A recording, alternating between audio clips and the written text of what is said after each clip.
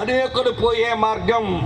తర్వాత బుద్ధిమంతులు లాంటి జీవితం, బుద్ధిహీనులు లాంటి జీవితం. ఎక్కడికి వస్తారో మీరే రండి అనే అవకాశం మనుషులకే ఇచ్చాడు. ఎందుకంటే బలవంతం చెయ్యని, ప్రేమ కలిగిన, స్వేచ్ఛనిచ్చే బలత్కారి దిగాని దేవుడు బైబిల్ దేవుడు. ఈ దేవుడు అపార్థం చేసుకున్నాడు. ఎవడ బుద్ధి లేకుండా అంటాడాడు. బలవంతంగా మార్చేస్తారు. ఎవడంటే బలవంతంగా మార్చేసేది? హృదయంలో జరిగే విశ్వాసానికి ఎవడ బలవంతం చేయగలడు? అమ్మా వింటున్నారా ఈ మాట? పాత నిబంధనలో మోషే ద్వారా అన్నాడు, జీవం మీ ముందు పెట్టా, మరణం మీ ముందు పెట్టా, మేలు మీ ముందు పెట్టా, కీడు మీ ముందు పెట్టా, ఆశీర్వాదం మీ ముందు పెట్టా, శాపం మీ ముందు పెట్టా, ఏమిచ్చుకుంటారో ఎంచుకోండి. నూతన నిబంధనలో యేసుక్రీస్తు ద్వారా యేసయ్య అన్నాడు, ఏమన్నాడు తెలుసా? ఇరుకు ద్వారం మీ ముందు పెట్టా, విశాల మార్గం మీ ముందు పెట్టా, కొద్ది మంది వచ్చే దారి మీ ముందు పెట్టా, ఎక్కువ మంది పోయే దారి మీ ముందు పెట్టా, బుద్ధిమంతులుగా బతికే బ్రతుకు మీ ముందు పెట్టా, బుద్ధిహీనుడు బతుకు మీ ముందు పెట్టా. ఎందులోకి వెళ్తారో మీరే వెళ్ళండి, మీ ఇష్టం. ఇప్పుడు దేవుడు మలాకీ ద్వారా, వింటున్నారా లేదా? చివరి ప్రసంగమే కదా, మరొక ప్రసంగం లేదు. దానికి మారలేదు కాబట్టే 400 సంవత్సరాలు మౌనమైపోయాడు.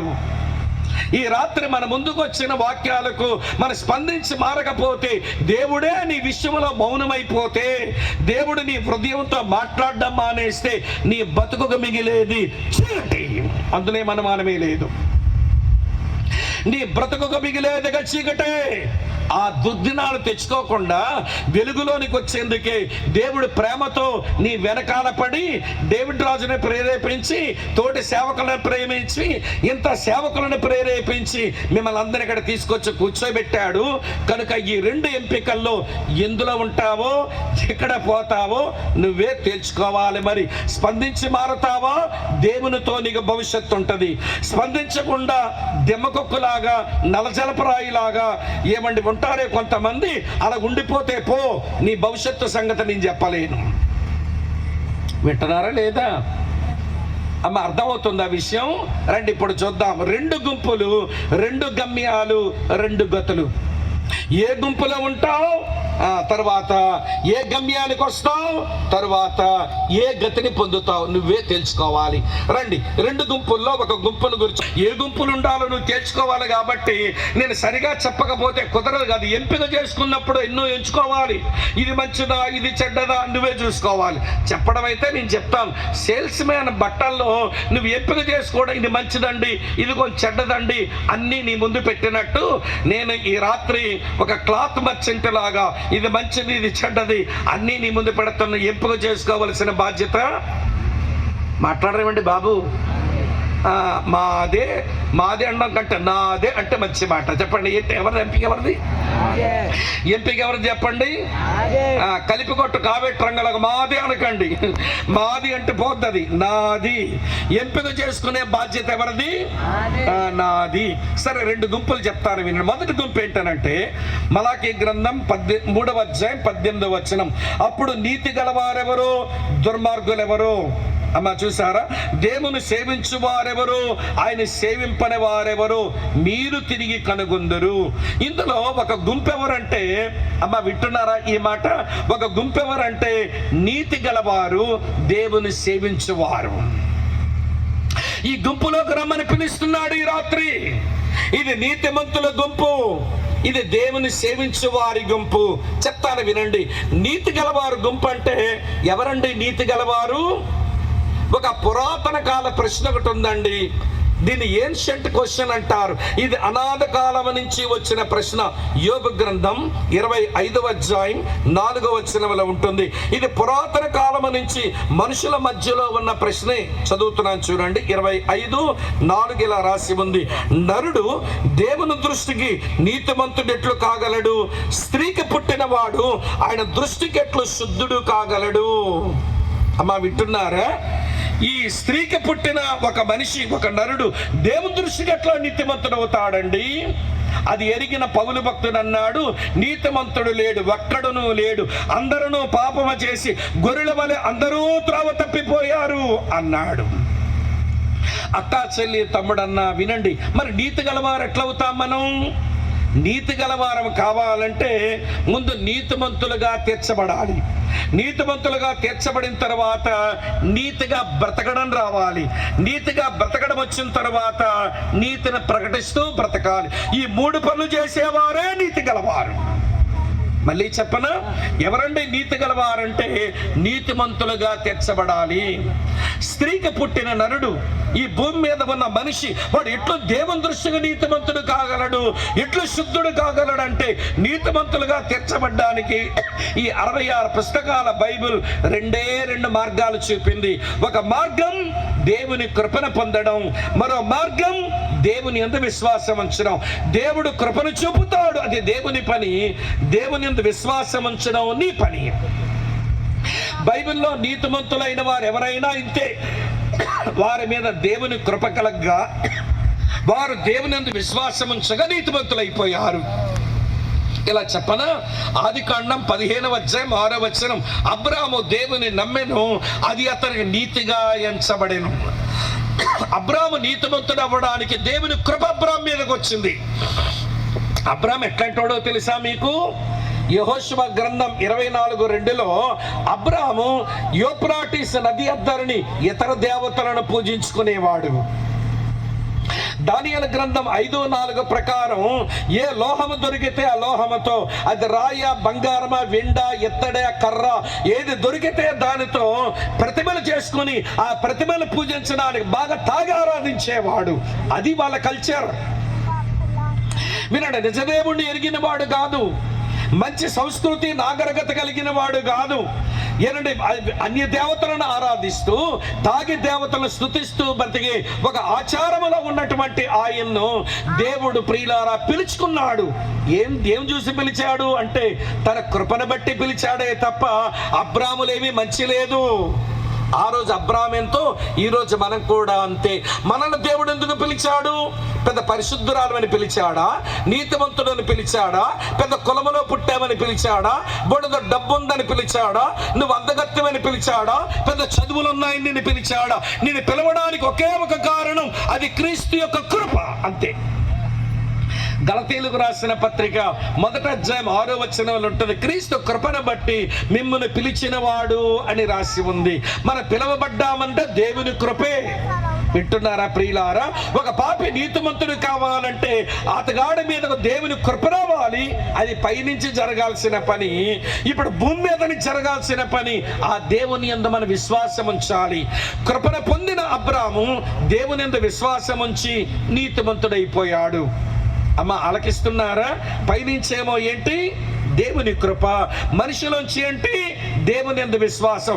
ఈ రెండు కలిస్తే ఏంటి? నీతిమంతుడవుతాడు ఒక పాపి. నీతిమంతుడవుతాడు ఒక పాపి. స్త్రీకి పుట్టిన నరుడు నీతిమంతుడు అవ్వడానికి ఇదే ఫార్ములా, ఇక వేరొక ఫార్ములా లేదు. నీ ధర్మ కార్యాలను బట్టి నీతిమంతుడు కాలేవు, నీ పుణ్య కార్యాలను బట్టి నీతిమంతుడు కాలేవు. నువ్వు గుడికి గంట ఇచ్చినా నీతిమంతుడు అవ్వవు, నువ్వు గుడికి ఏమో ఏమంటే కుర్చీ ఇచ్చినా నీతిమంతుడు అవ్వవు. ఆచారాలు నీతిమంతునిగా చెయ్యవు. ఏం చేస్తాయి? దేవుని కృపని మీదకి రాగా నువ్వు దేవుని యందు విశ్వాసం ఉంచగా నువ్వు నీతిమంతునిగా చేయబడతావు. దేవుని స్తోత్రం చెబుదామా? నీతిమంతునిగా తీర్చబడితే తెల్లారిపోదు, నీతిమంతులుగా బ్రతకడం నేర్చుకోవాలి.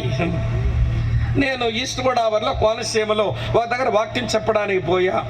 ఉదయాన్నే లేచి బైబిల్ చదువుకుంటున్నా, కరెంటు పోయింది.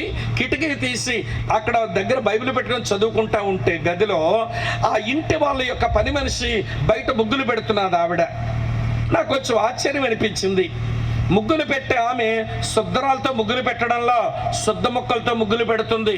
శుద్ధ ముక్కలు అంటే చాక్ పీస్ డొక్కంటే మరి ఖరీదు అవుతుంది కదా, శుద్ధరాలు కొనుక్కుంటే సరిపోద్ది కదా.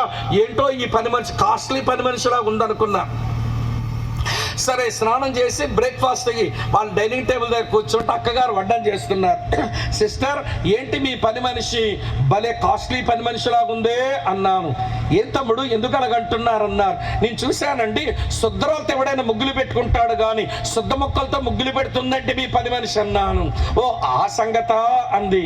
మరేంటక్క శుద్ధ మొక్కలు ఖరీదు కదా అంటే, ఏముంటాయి బ్రదర్ పెద్ద ఖరీదు, నీ స్కూల్ హెచ్చమ్మను కదా, నాకు బోల్డంత స్టాక్ వస్తుంది ఈ సంవత్సరానికి, అందులో డొక్కెత్తుకు వస్తే సంవత్సరం సరిపోతుంది. ఏమమ్మా దొంగ పంతులమ్మా? నువ్వు స్కూల్ నుంచే శుద్ధ మొక్కలు డొక్కెత్తుకొస్తావా? నీతి మారిన బతుకు. అలాగనే హాస్పిటల్లో పనిచేస్తారు దొంగ నర్సులు ఉంటారు. పేదలు కొరకు ఇచ్చిన మందులు ఇంటికెత్తుకొస్తారన్నమాట దొంగ నర్సులు. వింటున్నారా లేదా మీరు? ఇది నీతి మాలిన బతుకు, ఇది నీతిని చూపించే బతుకు. నీతి అంటే ఏంటో, నీతిగా బతకడం అంటే ఏంటో చెప్పనా? నీదైనదేది నువ్వు పోగొట్టుకోవద్దు, నీది కానిదేది నువ్వు కోరుకోవద్దు, అదే నీతి. హల్లెలూయా. నీదైనదేది నువ్వు పోగొట్టుకోవద్దు, నీది కానిదేది నువ్వు కోరుకో, అది నీతి కలిగిన బతుకు. అమ్మ ఆలకిస్తున్నారా? నీతిమంతునిగా తీర్చబడిన వారు నీతిగానే బ్రతకాలి. బ్రతికిన తర్వాత నీతిని ప్రకటిస్తూ బ్రతకాలట. క్రైస్తవుడు అంటే నీతిమంతునిగా తీర్చబడి నీతిగా జీవిస్తూ నీతిని ప్రకటించేవాడు. ఎంతకంటే పెద్ద నిర్వచనం లేదు క్రైస్తవ్యానికి. గట్టిగా దేవుని స్తోత్రం చెబుదామా? 2 పేతురు పత్రిక 2వ అధ్యాయం 5వ వచనంలో నోవహు నీతిమంతునిగా తీర్చబడి నీతిగా బ్రతికి 120 సంవత్సరాలు దాదాపు నీతిని ప్రకటిస్తూనే బ్రతికాడట. అది నీతిమంతులు ఉండం. ఈ గుంపులో ఉన్నవారు నీతి గలవారు అంటే నీతిమంతులుగా తీర్చబడి నీతిగా జీవించి నీతిని ప్రకటించేవారు. వీళ్ళంట దేవుని సేవిస్తారంట. దేవుని సేవించడం అంటే ఏంటో తెలుసా?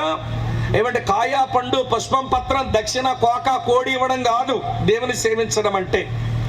ఏమనుకోకండి, నేను యేసు ప్రభు నమ్మకమునుపు దేవుని సేవించడం అంటే కాయా పండు పుష్పం పత్రం తీసుకొచ్చి కోడి కోక దేవునికి అబ్బా దేవుని సేవించామనుకున్నాం. కానీ ఇక్కడికి వచ్చేసరికి అర్థమైంది దేవుని సేవించడం అంటే ఇలా చెప్తాను వినండి. పరలోకమందున్న ప్రభువుని ఆరాధించడం దేవుని సేవించడం. అలాగే మనతో కలిసి ఉండి దేవుని నమ్మిన పరిశుద్ధులకు క్షమాభివృద్ధి కలిగించడం దేవుని సేవించడం. దేవుని ఎరగన పాపులు ఉంటారే లోకములో, వాళ్ళకి సువార్త చెప్పడం అది దేవుని సేవించడం. ప్రభువుని ఆరాధిస్తూ పరిశుద్ధులకు క్షమాభివృద్ధి కలిగిస్తూ పాపులకు సువార్త చెబుతూ బతికేవాడే దేవుని సేవించువాడు. అమ్మ అర్థమవుతుంది చెప్పే మాట? ఎవరిని ఆరాధించాలి? ప్రభువుని ఆరాధించాలి. ఎవరికి క్షేమాభివృద్ధి కలిగించాలి? పరిశుద్ధులకు క్షేమాభివృద్ధి కలిగించాలి. ఎవరికి సువార్త చెప్పాలి? పాపులకు సువార్త చెప్పాలి. ఈ 3 పనులు చేసేవాడే దేవుని సేవించువాడు. ఇదొక గుంపండి. ఎవరి గుంపు ఇది? నీతి గలవారి గుంపు, దేవుని సేవించువారి గుంపు. ఇందులో ఉంటావా? మంచిది. ఇందులో ఉండను అన్ని అనుకుంటే అవతల మరో గుంపు ఉంది. వాళ్ళకి ఏమన్నాడంటే మలాకి దుర్మార్గులంట. సన్మార్గం చెప్పినా వినలేదు కనుక దుర్మార్గం దుర్మార్గులు అయ్యారు. ఈ దుర్మార్గులు సన్మార్గం చెప్పినా సన్మార్గంలోకి రాక దుర్మార్గంలో ఉండి దుర్మార్గులు అయ్యారు. ఈ దుర్మార్గులంతా. దుర్మార్గులు అంటే ఎట్లుంటారండి? అమ్మ అలాగే ఉంటారు చూడడానికి. కానీ వారు ఎలా ఉంటారో చెప్తాను రండి. 10వ కీర్తనలో ఇలా రాసి ఉంది, మీ కొరకే చదువుతున్నాను ఈ మాట. కీర్తన గ్రంథం 10వ కీర్తన 4వ వచనం చూడండి. దుష్టులు లేదా దుర్మార్గులు పొగరెక్కి దేవుడు విచారణ చేయడని అనుకుందురు, దేవుడు లేడని వారు ఎల్లప్పుడూ యోచించుదురు. దుర్మార్గుల వైఖరి ఏంటో తెలుసా? దేవుడు ఎవడున్నాడండి, దేవుడేం చూస్తాడండి, దేవుడేం విచారం చేస్తాడని అమ్మ వింటున్నారా? వారెల్లప్పుడూ భయం మానుకొని ప్రవర్తిస్తారు. వీళ్ళకు దేవుని భయం బొత్తిగా ఉండదు. వీళ్ళు దేవుని భయం లేక అమ్మ వింటున్నారా బరితెగించి బతుకుతారట. చూపించమంటారా ఈ మాట? కీర్తన గ్రంథంలో రాసి ఉంది, మీ కొరకే చదువుతున్నాను చూడు. 36వ కీర్తన 1వ వచనం ఉంది. భక్తిహీనుల హృదయములో అతిక్రమము దేవోక్తి వలె పలుకుచున్నది, వారి దృష్టి ఎదుట దేవుని భయం ఎలా లేదటమ్మా? బొత్తిగా లేదని కొంచెం ఒత్తి పలకండి అమ్మా. ఏమి లేదంటే వీళ్ళకి దేవుని భయం బొత్తిగా లేదట. దేవుని భయం లేని కారణం చేతనే ఈ లోకములో అక్రమాలు, దేవుని భయం లేని కారణం చేతనే ఈ లోకములో అన్యాయాలు, దేవుని భయం లేని కారణం చేతనే ఈ లోకములో అవినీతి, దేవుని భయం ఈ లోకములో లేని కారణం చేతనే అత్యాచారాలు ఆడపిల్లలు మేము చేస్తున్నారు. దేవుని భయం రవ్వంతైనా లేదు వీళ్ళ కన్నులు ఎదుట. అమ్మ ఆలకిస్తున్నారా? దుర్మార్గుల బతికి ఎలా ఉంటుందండి? దేవుడు లేడని అనుకుంటారు, దేవుడు చూడని అనుకుంటారు, దేవుడు తీర్పు తెచ్చని అనుకుంటారు. వారి కన్నుల ఎదుట దేవుని భయం బొత్తిగా ఉండదు. ఇదే దుర్మార్గులు. పోతే అందులో పో, నువ్వు నీ ఇష్టం, ఎవడు కాదన్నాడు. యేసు ప్రభువే, బైబిల్ దేవుడే, చాయిస్ నీదే. నేను ప్రేమ గలవాడను, నేను బలత్కారం చేసేవాడిని కాదు, స్వేచ్ఛ స్వతంత్రాలు మీకు ఇస్తున్నాను, ఏమి ఎంచుకుంటారో మీరు ఎంచుకోండి, మీరు ఇష్టం. నీతి గలవారు అవుతారా, దుర్మార్గులుగా మిగులుతారా, మీ ఇష్టం, మీకే అవకాశం ఇస్తున్నానన్నాడు. నీతిమంతులైతే దేవుని సేవిస్తారు, దుర్మార్గులైతే మీరు దేవుని సేవించరంట. మరి దేవుని సేవించరు కానీ మరి దేన్ని సేవిస్తారు అంటే లోకాన్ని సేవించుకుంటారు వీళ్ళు. వింటున్నారా లేదు? దేన్ని సేవిస్తారు? లోకాన్ని సేవిస్తారు. లోకములో ఏముంటుంది? బైబిల్ పరిచయం అన్నాడు బాగా తెలుసు. 1 యోహాను పత్రిక 2:16 చదువుతాం. లోకములో ఏముందనంటే, వింటున్నారా అండి, శరీర ఆశ. లోకములో ఉన్నదేంటో తెలుసా? నేత్ర ఆశ. లోకములో ఉందేంటో తెలుసా? జీవపడమ్మం. దీన్ని కొంచెం పారాఫ్రైజ్ చేస్తే, దాన్ని కొంచెం పలచన చేస్తే ఏమంటే శరీరాశ అంటే సుఖ సరదాల పిచ్చి. ఏంటమ్మా? సుఖాలు సరదాల పిచ్చి ఎక్కువ, ఇదే శరీరాశ. నేత్రాశ అంటే సంపదల పిచ్చి. ఏ పిచ్చి? ఈడు పుట్టిన దగ్గర నుంచి డబ్బే, ఈడు గుండె లబ్డబ్బా అనేసి డబ్బు డబ్బు డబ్బు డబ్బు డబ్బు డబ్బు అని కొట్టుకుంటుంది. పీటి మీద 10 పైసలు పెడితే 4తో లాగేసుకుంటాడు ఈ దుర్మార్గుడు. మీకు అర్థమైంది? అర్థం లేదు. పీట మీద 10 పైసలు పడితే ఈ డబ్బు పిచ్చోడు 4తో లాగేసుకుంటాడట. దేవుని వాక్యం అంటుంది, ధనాపేక్ష సమస్తమైన కీడులకు మూలం. డబ్బు సంపాదించడం తప్పు కాదు, ధనమే తన మీద యజమానిగా చేసుకుంటే, వీడు డబ్బు పిచ్చిలో ఉంటే వీడి గుండె ఎట్లా కొట్టుకుంటుందన్నాను ఇప్పుడు. డబ్బు కాదు, చెప్పండి గట్టిగా చెప్పండి ఒకసారి. ఏంటమ్మది? డబ్బు డబ్బు డబ్బు డబ్బు డబ్బు డబ్బు. ఉదయం లేచిన దగ్గర నుంచి రాత్రి పడుకునే వరకు వీడు బతుకు నిండా డబ్బే. చివరికి సంపాదించిందో కడుపు మీద కట్టుకొని ఏమండి పైకి పోతాడేమో వీడు. సంపదల పిచ్చి, జీవపడంబం అంటే పేరు ప్రఖ్యాతల పిచ్చి. ఇదే లోకంలో ఉందండి. దుర్మార్గులైనటువంటి వారు పేరు ప్రఖ్యాతులుగా బతుకుతారు, దుర్మార్గులైనటువంటి వారు ధనాపేక్షతో బ్రతుకుతారు, దుర్మార్గులైనటువంటి వారు సుఖ సరదాల పిచ్చిలో బతుకుతారు. అదొక గుంపు. ఇందులో ఉండాలంటే ఉండండి, మీ ఇష్టం. దేవుడేమి బలవంతం చేయడు. ఆయన ప్రేమ గల, స్వేచ్ఛనిచ్చే, మర్యాద కలిగిన, బలత్కారి కాని దేవుడు బైబిల్ దేవుడు. చేతులెత్తి గట్టిగా స్తోత్రం చెబుదామా? ఒకవైపేమో నీతి గలవారు దేవుని సేవించే వాళ్ళు ఉన్నారు, మరోవైపేమో దుర్మార్గులు దేవుని సేవించక లోకాన్ని సేవించే వాళ్ళు ఉన్నారు. ఎందులోకి వస్తారో అది మీ ఇష్టం, నేనేమి బలవంతం చెయ్యను అన్నాడు. ఇంతకంటే ఎక్కువ చెప్పలేను, అయిపోయింది. తండ్రి సంగతి చెప్తాను. మీరు 2 గమ్యాలు. ఏమిటి 2 గమ్యాలు? ఒక గమ్యం ఉంది. నీతి గల వారికి, దేవుని సేవించే వారికి ఒక గమ్యం ఉంది. ఏంటో వాళ్ళ గమ్యం చదువుతాను చూడండి. మలాకీ గ్రంథం 4వ అధ్యాయం చదువుతున్నాను 2వ వచనం. అయితే నా నామమందు భయభక్తులు గలవారు మీకు నీతి సూర్యుడు ఉదయించును. అమ్మా, ఏంటి వీళ్ళ గమ్యం? వీళ్ళ కొరకు నీతి సూర్యుడు ఉదయిస్తాడట. నీతి సూర్యుడు అంటే సృష్టికర్త అయిన దేవుడు శరీరముతో ఈ లోకానికి వచ్చిన వాడు. ఆయన బెత్లెహేములో ఉదయించాడు, కలవరి కొండ మీద అస్తమించాడు. అయిపోలేదు ఆయన పని. అస్తమించిన సూర్యుడు మళ్ళీ ఒక 12 గంటల తర్వాత ఎలాగైతే తిరిగి ఉదయిస్తాడో అలాగనే వినండి, బెత్లెహేములో ఉదయించిన వాడు, కలువరి కొండ మీద అస్తమించిన వాడు, నేను మళ్ళీ వస్తానని చెప్పాడు. అదే ఆయన యొక్క రాకడ, అదే ఆయన తిరిగి ఉదయించడం. వినండి, క్రైస్తవులు దేంతో బతుకుతామంటే ఆయన తిరిగి వస్తాడు అనే నిరీక్షణతో బతుకుతాం. రాత్రి ఒక మాట అన్నాను, ఈరోజు మనం కట్టుకున్న ఇల్లులు, మనం దాచుకున్న డబ్బులు, మనం జీవిస్తున్న జీవిత విధానం యేసు త్వరగా వస్తాడు అన్నట్లే ఉన్నాయా అన్నాను. విన్నారుగా రాత్రి ఆ మాట మీరు? అమ్మ వింటున్నారా? హైదరాబాదులో ఒక దగ్గర ఏమండి అంత్యకాల సంభవాల మీద వాక్యం చెప్పమన్నారు. 5 రోజులు దాని మీద చెప్పడానికి రోజుకు 2 సంగతులు చెప్పిన 10 అంత్యకాల సంభవాలు వాళ్ళు నేర్పిద్దామని ఏమండి వాళ్ళ క్లాసులు తీస్తున్నా. ఆ క్లాసులో కుర్రగాడు ఎంత బాగా రాసుకున్నాడో, ఎంత బాగా వాడు దస్తూరి ఉందో చెప్పలేం. వాడు నోట్స్ పట్టుకొని వచ్చి, అన్నా మాది శ్రీకాకుళమే అన్నాడు. ప్రాంతీయ పిచ్చులు ఉంటాయి కదా, కొంచెం మా ఊరోడు వచ్చాడు స్పీకర్ అని కొంచెం మురిసిపోయాడు అన్నమాట. మంచి తమ్ముడా ఏ ఊరు అన్నాను. పలాస దగ్గర ఊరు చెప్పాడు. ఆ ఊరు నాకు తెలుసు. మంచి తమ్ముడు ఎప్పటి నుంచి వస్తున్నావు అసెంబ్లీకి అన్నాను. అన్నా ఇన్ని సంవత్సరాల నుంచి వస్తున్నాను అన్నాడు. మంచి తమ్ముడా నమ్మకంగా ప్రభువుని వెంబడించు, మందిరాన్ని సేవకుడిని కనిపెట్టుకుని ఉండని చెప్పిన తర్వాత అన్నాడు, అన్నా ఆయన రాకడ గురించి ఏం చెప్పినావన్నా, నువ్వు భలే అర్థమైపోయిందన్నా ఆయన రాకడ గురించి.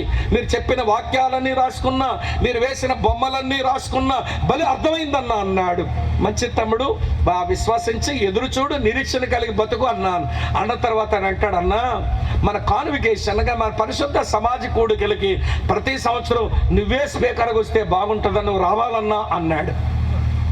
సరే వాళ్ళు పిలుస్తారా, నేను వస్తుంటానులే తమ్ముడు, అది కాదు కానీ అసలు మళ్ళీ కాన్వికేషన్ మళ్ళీ సభలెందుకు తమ్ముడు, ఆయన వస్తాడు మనం వెళ్ళిపోతాం కదా అన్నాను నేను. వీడికి ఎంతవరకు ఎక్కిందో చూద్దామని. ఆడ అమ్మాయికి అంటాడు, ఏమన్నాడు తెలుసండి, ఆయన వస్తాడు మనం వెళ్ళిపోతాం కదా తమ్ముడు, మళ్ళీ సభలెందుకు అంటే ఎల్లోడు వెళ్తాడు అన్న, నువ్వు రావాల్సిందే, కోటాలు పెట్టాల్సిందే అంటున్నా అంటాడు. బుర్రకేమెక్కిందన్నమాట, బొరకేమి ఎక్కలా. ఈరోజు క్రైస్తవులందరూ అట్లనే ఉన్నారండి. యేసు రాకడ మీద పాటలా, రాజాది రాజా రావే, రాజులకు రాజువై రావే అని ఆలుపాడారు. గగనము చీల్చుకొని యేసు గన్నం తీసుకుని మనము పాడుతున్నాము. యేసు రాజుగా వచ్చుచున్నాడు, లోకమంతా తెలుసుకుంటారు అని మన పెద్దగో సహోదరులు కూడా పాడుతున్నారు. కానీ నిజంగా ఆయన రాకడ గురించి విశ్వాసము నిరీక్షణ కలిగే బతుకుతున్నామంటారా? బెత్లెహేములో ఉదయించిన నీతి సూర్యుడు, గొల్గొతా కొండ మీద, కల్వర కొండ మీద అస్తమించిన నీతి సూర్యుడు మళ్ళీ తిరిగి ఉదయించబోతున్నా, అది మన గమ్యం. దాని కొరకే బతుకుతున్నాడు క్రైస్తవుడు. వాళ్ళ ప్రభువు చనిపోయాడంట, వాళ్ళ పాపాలు క్షమించాడంట, ఆయన మళ్ళీ వస్తానని చెప్పాడంట, మళ్ళీ ఆయన కొరకు ఎదురు చూస్తున్నారు అని లోకం తెలుసుకోవాలి. లోకం నమ్మడం వాళ్ళకి కొంచెం కష్టంగానే ఉంటుంది యేసయ్య రాకడ గురించి. అది నమ్మాలంటే ఎట్లుండాలో చెప్తాను వినండి. వాడు చిన్నపిల్లాడు చెరువు గట్టు మీద వాడు గాలిపటం ఎగరేస్తున్నట్ట. ఎగరేస్తుంటే వాళ్ళ తాత వచ్చి, ఒరేయ్ ఈ చెరువు గట్టు మీద ఏం చేస్తున్నావురా, నీళ్లు నిండగా ఉన్నాయి, పడిపోతే చచ్చిపోతావు బిడ్డ, ఎందుకురా ఇలా చూస్తున్నావంటే, తాతయ్య గారు గాలిపటం ఎగరేస్తున్నాను తాతయ్య గారు అన్నాడు ఆ పిల్లగాడు. గాలిపటం ఏది అన్నాడు. ఇరిగిపోయిన కళ్ళద్దాలు వేసుకొని గుడ్డితనవుతున్న ముసలోడికి ఎక్కడ ఉన్న గాలిపటం ఏం కనబడుతుంది? ఒరేయ్ నాతో అబద్ధాలు చెప్తావే, ఏది గాలిపటం నాకు కనబడడం లేదు అన్నాడంట ముసలోడు. అప్పుడు చిన్నపిల్లాడు అంటాడు, తాతయ్య గారు అక్కడ గాలిపటం ఉంది తాతయ్య గారు, మీకు కనబడదు కదా, మీ కళ్ళద్దాలు ఇరిగిపోయాయి కదా, అందుకే మీకు కనబడడం లేదు. మీకు అక్కడ గాలిపటం ఉందో లేదో తెలియాలంటే నా చేతిలో తాడుందో చూడండి, మీరు లాగండి, గట్టిగా వస్తే అక్కడ ఏమున్నట్టు ఉన్నట్టు, ఈ దారం కాస్త లూజ్ అయిపోతే అక్కడ ఏమి లేనట్టు, గాలిపటం లేనట్టు అని పిల్లాడు చెప్పాడట. ఈ ఉదాహరణ ఎందుకు చెప్పానంటే, మా యేసు తిరిగి ప్రత్యక్షం కానయ్యున్నాడు, ఆయన రాబోతున్నాడని మనం అంటే, ఏంటయ్యా ఈ కబుర్లు సంవత్సరాల తరబడి చెప్తున్నారు, మేము నమ్మలేకపోతున్నామంటే మనం అనాలి, మా విశ్వాసపు దారం లాగు గట్టిగా ఉంటే ఆయన వస్తాడన్నట్టే, మా దారమే లూజ్ అయిపోతే ఆయన రాడన్నట్టే అనుకొని చెప్పాలి మనం. మన దారాలే లూజ్ అయిపోతే ఇక లోకమే తెలుసుకుంటుంది.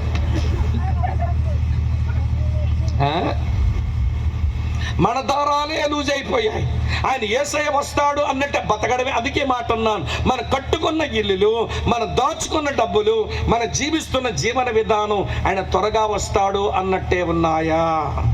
మన గమ్యం యేసయ్య రాకడ. ఆయన వస్తానని చెప్పాడు, వచ్చాడు ఒకసారి, మళ్ళీ తిరిగి వస్తానన్నాడు, వచ్చి తీరుతాడు, ఇందులో అనుమానమే లేదు.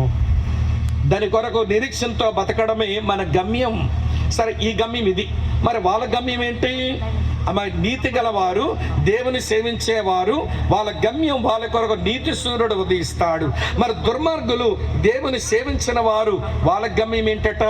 4వ అధ్యాయం 1వ వచనం చదువుతాను చూడండి. ఎలయనగా నియమించబడిన దినము వచ్చుచున్నది, కొలిమి కాలునట్లది కాలును, గర్విష్ఠులందరూ దుర్మార్గులందరూ కొయ్యి కాలు వలె ఉందురు, వారిలో ఒకనికి వేరైనా చిగురైనా లేకుండా రాబో దినమున అందరినది కాల్చివేయును. దుర్మార్గుల, దేవుని సేవింపనే వారి గమ్యం ఏంటో తెలుసా? కాలుతున్న కొలిమి.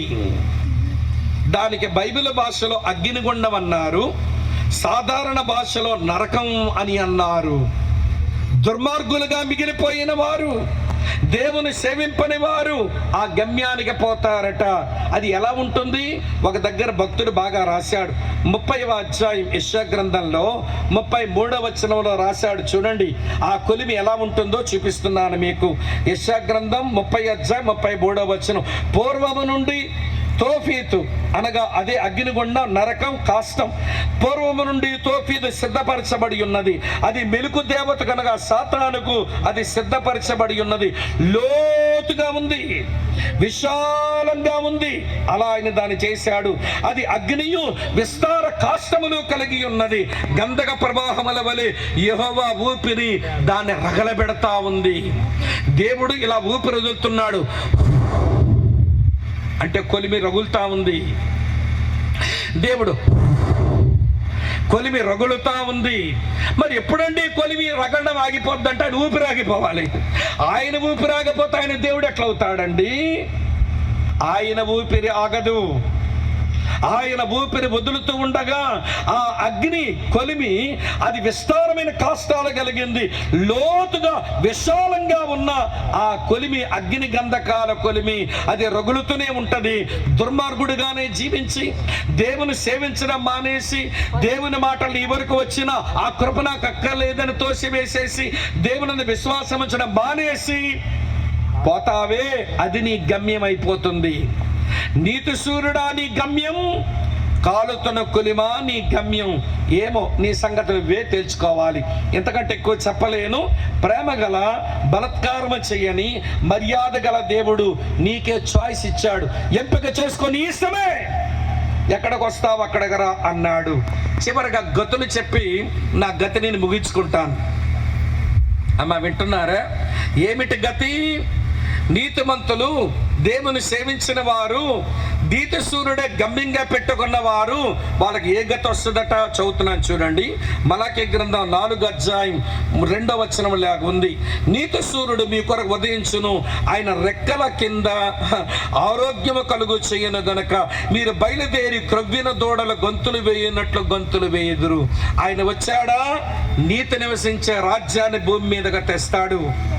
దేవునికి స్తోత్రం చెబుదామా? ఆయన వచ్చిన రోజున, అమ్మ వింటున్నారా, తన సంఘాన్ని తీసుకుని వెళతాడు. తరువాత భూమి మీద 7 సంవత్సరాలు భయంకరమైన శ్రమలు సంభవించనున్నాయని లేఖనము చెబుతుంది. తరువాత ఆవిడ భూమి మీదగా దిగి వచ్చేస్తాడు. తన పిల్లలు తీసుకుని వెళ్ళడానికి అక్కడ వచ్చి తీసుకుని పోతాడు. ఆయన భూమి మీదకి వచ్చినప్పుడు ఆయన ఏం తెస్తాడో, మనకి ఎలాంటి గతిస్తాడో నేను త్వరగా చూపించి ముగింపుకు వస్తాను. రండి ప్రియులారా. యెషయా గ్రంథం చదువుతున్నాను చూడండి. యెషయా గ్రంథం 2వ అధ్యాయంలో 4వ వచనం చదువుతున్నాను. ఆయన వచ్చి ఆయన మధ్యవర్తి అయి అన్యజనులకు న్యాయము తీర్చును, అనేక జనములకు తీర్పు తీర్చును. వారి ఖడ్గములను నాగటి నొక్కులుగాను, తమ ఈటలను మచ్చుకొత్తులుగాను సాగగొట్టకుందురు. జనం మీదగా జన్మ ఖడ్గమెత్తగా ఇందురు. యుద్ధము చేయడం నేర్పించడం మానేసుకుంటారట. అంటే ఆయన వచ్చిన రోజున ఏ గతి మనకి ఇస్తాడంటే సంపూర్ణమైన సమాధానం, పర్ఫెక్ట్ పీస్. ఖడ్గాలను ఏం చేస్తారట? నాగట నొక్కులు చేసుకుంటారట మనుషులు. ఈటలను ఏం చేసుకుంటారట? మచ్చుకొత్తులుగా సాగొట్టేసుకుంటారట. ఒకడి మీద ఒకడు లేవడు, యుద్ధం చేయడం ఎవడు నేర్చుకోడు. పరిపూర్ణమైన సమాధానం. ఒక మాట మీతో చెప్పనా? ఏ దేశమైనా, ఏ ప్రభుత్వాలైనా ఈ భూమి మీద పరిపాలన చేసిన సంపూర్ణమైన సమాధానము రాదు. సంపూర్ణమైన సమాధానం వచ్చేది సమాధానకర్త అయిన ఆ యేసు భూమి మీదకి వచ్చిన రోజున సంపూర్ణమైన సమాధానం ఇస్తాడు. దేవుని స్తోత్రం చెబుదామా? ఇదండి వీళ్ళ గతి అంట. ఎవరి గతి? దేవుని సేవించేవారు, నీతిమంతులైన వారు, నీతి సూర్యుడు కొరకు ఎదురు చూసేవాళ్ళు, వాళ్ళ గతి సంపూర్ణమైన సమాధానం. ఒకటి చెప్పాను, రెండో చెప్తాను రండి. యెషయా గ్రంథం 9వ అధ్యాయంలో 7వ వచనం ఇలా రాసి ఉంది. యెషయా 9:7 మీరు ఇది మొదలుకొని మితి లేకుండా దానికి వృద్ధియు క్షేమమును కలుగునట్లు సర్వకాలము దావీదు సింహాసనమును రాజ్యమును నియమించును, న్యాయము వలన వలనను నీతి వలనను రాజ్యము స్థిరపరచుటకు ఆయన సింహాసనాసీనుడై రాజ్యపాలన చెయ్యను. సైన్యములకు అధిపతి యెహోవా ఆసక్తి కలిగి దీన్ని నెరవేర్చును అని రాసి ఉంది. ఈ వచనం చూసినప్పుడు వినండి, ఆయన వచ్చినప్పుడు నీతిశూరుడు తన రాజ్యము స్థిరపరచగా ఏమి జరుగుతుందనంటే సంపూర్ణమైన నీతి న్యాయాలు భూమి మీద కనబడతాయి. ఏ ప్రభుత్వం వచ్చినా ఇవ్వండి, లేక ఏ రాజకీయ పార్టీలు వచ్చినా, అది ఏ దేశమైనా, చివరికి మన దేశమైనా, ఎవరి పాలన వచ్చినా కానీ సంపూర్ణమైన నీతి న్యాయాలు భూమి మీద కనబడవు. అది ఎవరి వల్ల కాదు. ఎందుకంటే పాప నైత్యముతో పుట్టి పాప పనులు చేసిన మనుషులకు నీతి న్యాయాలతో బతకడం ఏమి చేతనవుతుందండి? సృష్టికర్త అయిన దేవుడు శరీరముతో వచ్చి సిలువలో మరణించి మనుషుల జీవితాలు మార్చి ఆయన మళ్ళీ వచ్చి తన రాజ్యాన్ని స్థాపించినప్పుడు సంపూర్ణమైన నీతి న్యాయాలు భూమి మీద కనబడతాయి. సంపూర్ణమైన సమాధానం, సంపూర్ణమైనటువంటి న్యాయం. మూడో విషయం చెప్తాను రండి. అదే యెషయా గ్రంథం 11వ అధ్యాయం 9వ వచనం ఇలా రాసి ఉంది. యెషయా 11:9 చూడండి. నా పరిశుద్ధ పర్వతమందంతటను ఏ మృగమును హాని చేయదు, నాశనము చేయదు. సముద్రము జలములతో నిండి ఉన్నట్టు లోకము యెహోవాని గూర్చిన జ్ఞానముతో నిండి ఉండెను. ఈరోజు మనుషుల మధ్య పరపచ్చాలు, మనుషుల మధ్య ఏమంటే విద్వేషాలు, మనుషుల మధ్యలో కక్షలు, మనుషుల మధ్యలో పగలు, మనుషుల మధ్యలో ప్రతీకారాలతో మనుషులు ఎందుకలా రగిలిపోతున్నారంటే వీళ్ళకు దేవుని గూర్చిన జ్ఞానం బొత్తిగా లేదు. దేవుని గూర్చిన జ్ఞానము లేని కారణం చేతనే మానవత్వాన్ని వదులుకొని మనుషులం కుక్కల కంటే హీనంగా ఖర్చుకొని బతుకుతున్నాం ఈ లోకంలో. ఆయన వచ్చిన రోజున సంపూర్ణమైన సమాధానం ఇచ్చి, సంపూర్ణమైన నీతి న్యాయాలుంచి, సంపూర్ణమైన జ్ఞానముతో ఈ లోకమును నింపుతాడట. సముద్రము జలములతో నిండి ఉన్నట్టు లోకమంతా దేవుని గూర్చిన జ్ఞానముతో నిండి ఉంటది. దేవుని స్తోత్రం చెబుదామా? ఎక్కడ ఉన్నారా లేదా మీరు? అమ్మ, ఇక్కడ ఉన్న వాళ్ళంతా చేతులెత్తండి ఒకసారి. అంటే ఇక్కడ ఉన్నారంటే ఇక్కడ ఉండగా మనసు ఇక్కడ ఉందో లేదో అడుగుతున్నా. సంపూర్ణమైన సమాధానం, సంపూర్ణమైన నీతి న్యాయాలు, సంపూర్ణమైన జ్ఞానం. నాలుగో విషయం చెప్పి ముగింపుకు వచ్చేస్తున్నాను చూడండి. అదే యెషయా గ్రంథం చదువుతున్నాను చూడండి. 3వ అధ్యాయం 24వ వచనం. 33:24. నాకు దేహములో బాగులేదని అందులో నివసించువాడు ఎవడు అనడు, దానిలో నివసించు జనుల దోషం పరిహరించబడును. నాకు ఒంట్లో బాగులేదన్నప్పుడు ఎవడు అనలేడట. నీతిశూరుడు ఉదయించినప్పుడు ఆయన రెక్కల కింద ఆరోగ్యం దొరికినప్పుడు ఆ రోజున సంపూర్ణమైన ఆరోగ్యం. ఈ రోజుల్లో మనం ఎంత బాగా బతికినా ఏమనుకోకండి, చెప్తాను వినండి. నల్లవన్నీ ఏం మాట్లాడేమో మాకు తెలియనట్టు తెల్లబడతాయి, నలుపన్నీ తెల్లబడతాయి.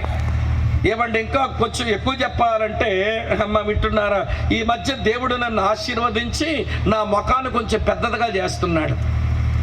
అంటే అర్థం ఏంటో తెలుసా? వెంట్రుకలు వెనకబోతున్నాయి. ఏమండి, ముఖం కొంచెం ఎక్కడి నుంచి రాసేవాడిని పౌడర్ కిందకి, ఇప్పుడు ఎక్కడి నుంచి రాసుకోవాల్సి వస్తుంది. ఎందుకో తెలుసా? మీదకి వెళ్ళిపోయినాయి. వయసు పెరుగుతుంటే ముఖం పెద్దదవుతూ ఉంటుంది. అమ్మ వింటున్నారా? మీరే పెద్ద నవ్వక్కర్లేదు, కానీ వెంట్రుకలు ఎక్కువ ఉన్న వాళ్ళకి నూనె ఖర్చు, ముఖం పెద్దదైన వాళ్ళు మా పౌడర్ ఖర్చు ఒకటే. అమ్మ వింటున్నారా? ఏమిటి, వెంట్రుకల మీదగా పోతున్నాయి, శరీరాలు ముడతలు పడుతున్నాయి, ఎత్తైన చోటికి ఎక్కాలంటే కాలు వణుకుతున్నాయి, చూడడానికి దృష్టి తగ్గుతుంది, వినడానికి వినికిడి లోపిస్తుంది. ఏమిటిదంటే ఈ పాడు శరీరంలో బతికినంత కాలం ఒంట్లో బాగులేదు అనే మాట ఉండనే ఉంటది. నా ఒంట్లో బాగులేదని ఏదో ఒక రోజున అనాల్సి వస్తుంది ఈ భూమి మీద ఉన్నప్పుడు. కానీ ఆయన వచ్చినప్పుడు, ఆయన రాజ్యములో నుంచి వచ్చుకున్నప్పుడు నాకు ఒంట్లో బాగులేదు అన్న మాటే ఉండదట. దేవుని స్తోత్రం చెబుదామా? సంపూర్ణమైన ఆరోగ్యం, సంపూర్ణమైనటువంటి సమాధానం, సంపూర్ణమైన జ్ఞానం, సంపూర్ణమైనటువంటి సమాధానంతో ఆయన లోకము నింపుతాడు. ఆ గతిలోకి వస్తావా? సమాధానము లేకుండా కుట్లాడుకునే గతి. వింటున్నారా మీరంతా? నీతి మాలిన బ్రతుకు గతి, జ్ఞానము లేని బుద్ధిహీన గతి, జబ్బులతోనే మిగిలిపోయే గతిలో ఉండడం దేవునికి ఇష్టం లేక పిలుస్తున్నాడు ఆ పరిపూర్ణత కొరకు. పరిపూర్ణమైన సమాధానం, పరిపూర్ణమైన నీతి న్యాయాలు, పరిపూర్ణమైనటువంటి జ్ఞానం, పరిపూర్ణమైన ఆరోగ్యం, ఆ మంచి గతికి మనుషులను ఆయన పిలుస్తా ఉన్నాడు. ఆ గతి నీకు వద్దనుకుంటే ఇక వేరొక గతి ఉంది, చదివి ముగించేస్తాను. 4వ అధ్యాయం చూడండి 3వ వచనంలో, నేను నియమించబోవు దినమున దుర్మార్గులు మీ పాదముల కింద ధూళివలె అవుతారు, మీరు వారిని అణగద్రొక్కుదరని సైన్యములకు అధిపతి యెహోవా సెలవిచ్చుచున్నాడు. దైవజనుడైన యెహోషువ ఇశ్రాయేలు ప్రజలు కనాను దేశం వెళ్ళినప్పుడు కనానీయులను వాళ్ళ పాదాల కిందేసి తొక్కి పడేశారు. అలాగే దుర్మార్గులుగా ఉండిపోయి లోకమనే సేవించుకొని కాలుతున్న కొలిమేని గమ్యం అనుకొని నువ్వు ప్రయాణం చేస్తే నీకు వచ్చే గతేంటో తెలుసా? పరిశుద్ధుల పాదాల కింద ధూళి అవుతావు. యుగ యుగాలు బాధించే అగ్నిగుండములో సాతాను చేత, వాడు ఏర్పరచుకున్న అబద్ధ క్రీస్తు చేత, వాడు ఏర్పరచుకున్న అబద్ధ ప్రవక్త కింద ఆ ముగ్గురు అగ్నిగుండములు ఉండగా వాళ్ళతోనే మిగిలిపోతావు. పరిశుద్ధుల పాదాల కింద ధూళైపోతావు. ఇది నీ గతి అవుతుంది. కనుక ఏ గతికి పోతావు? ఏ గతి నీకు కావాలి? నీ ముందు 2 గతులున్నాయి, నీ ముందు 2 గమ్యాలున్నాయి, నీ ముందు 2 గుంపులున్నాయి. ఏ గుంపుకు చేరతావో అది నీ ఇష్టం. ఏ గమ్యానికి చేరతావో నీ ఇష్టం. ఏ గతి పొందాలనుకుంటావో నీ ఇష్టం. కానీ దేవుడు చివరి మెసేజ్లు అన్నాడు, ఇప్పటికీ మీ మీద నా ప్రేమ చావలా. అందుకే చాయిస్ మీ ముందు పెడుతున్నా. ఏ గుంపులోకి వస్తారా గుంపులోకి రండి, ఏ గమ్యాన్ని చేరతారా గమ్యాన్ని చేరండి, ఏ గతిని పొందాలనుకుంటారా గతి దగ్గరికి రండిని ప్రేమతోనే ఆ రోజు వాళ్ళని పిలిచాడు. కానీ వారు స్పందించలేదు, మార్చుకోవడానికి ఇష్టపడలేదు. 400 సంవత్సరాలు వారు చీకటి కాలం అనుభవించవలసి వచ్చింది. అలాంటి చీకటి కాలం మన బ్రతుకుల్లో, మన కుటుంబాల్లో, మన సంఘాల్లో, మన సమాజంలో ఉండకుండా నిమిత్తం ప్రభువా నేను స్పందిస్తా, నీతిమంతుడు అవుతా, నేను సేవించేదాన్ని అవుతా, నీతి సూర్యుడు వస్తాడని ఎదురు చూసే విశ్వాసం అవుతా, ఒక మంచి గతి కొరకు నేను ఎదురు చూస్తా. నువ్వు ప్రేమిస్తుంటే ఏం ప్రేమించావన్నానేమో క్షమించండి. నీ నామాన్ని నిర్లక్ష్య పెట్టావని మీరంటే ఏమి నిర్లక్ష్య పెట్టానని తిరుగుబాటు చేసినందుకు మన్నించండి. నీ బలను అపవిత్రపరిచినందుకు మన్నించండి. ఆయాసం పెట్టినందుకు నా మాటలతో మన్నించండి. తిరిగి రమ్మంటే తిరిగి రాని నా మొండి వైఖరిని మీరు క్షమించండి.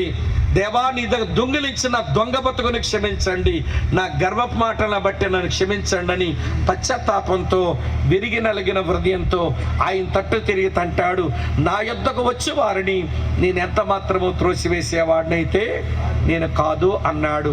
అలా ప్రేమతో శిలువ మీద 2 చేతులు చాపి తన రక్తము తన శరీరమును నీ కొరకు అర్పించిన అదే దేవుడు ఈ రాత్రి కూడా తన 2 చేతులు చాపి నీ వైపే చూస్తున్నాడు. ఏ గుంపులోకి వస్తావు, ఏ గమ్యాన్ని చేరతావు, ఏ గతిని పొందుతావు అది నీ ఇష్టం. ఇందులో ఎవరి బలవంతం ఉండదు. ఆయనకే బలవంతం చేయడం రాదు, మేమెందుకు బలవంతం చేస్తాం? చాయిస్ నీదే, ఎంపిక నువ్వే చూసుకో. జీవం మరణం నీ ముందుంది, మేలు కీడు నీ ముందుంది, ఆశీర్వాదం శాపం నీ ముందు ఉంది, ఇరుకు ద్వారం విశాల ద్వారం నీ ముందు ఉంది. ఇవంటి కొద్ది మందితో సహవాసం అనేకులతో కొట్టుకుపోవడం నీ ముందు ఉంది. బుద్ధిమంతుడయ్యే దారి ఒకటి ఉంది, బుద్ధిహీనుడుగా బతికే దారి మరొకటి ఉంది. ఎందులోకి వెళతావో అది నీ ఇష్టమని ఆయన పిలుస్తా ఉన్నాడు.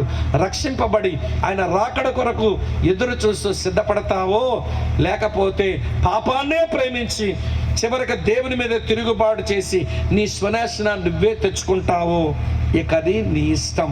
తల వంచండి, కళ్ళు మూసుకోండి, ప్రార్థన చేస్తాం.